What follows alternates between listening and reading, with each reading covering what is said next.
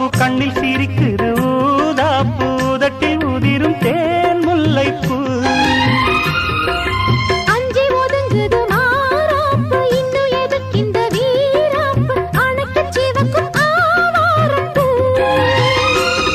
அடி சித்திரம் எப்படி சேலைய கட்டுச்சு தேவதை பாதங்கள் பூமியில் ஒட்டுச்சு